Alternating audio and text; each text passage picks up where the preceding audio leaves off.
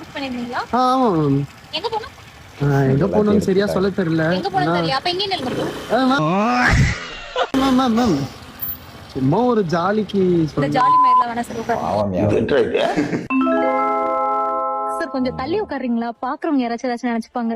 யாராச்சும் பார்த்தா என்ன? நான் உன்னை லவ் பண்றேன், நீ என்ன லவ் பண்ற. லவ் பண்றேன்ல. சார் நான் கொஞ்சம் அசிங்கமா பேசுவேன், புரிஞ்சுக்கோங்க. Please, நல்ல பையன் மாதிரி இருக்கீங்க, தள்ளி உட்காருங்க. என் வீடு இங்கதான், நான் நடந்து போய்க்கிறேன், என்ன விட்டுருங்க இங்க. நடந்து போறீங்களா சார்? உங்க லொகேஷன் அங்கதான் காட்டுது, நான் அங்கேயே நிப்பாட்டுறேன்.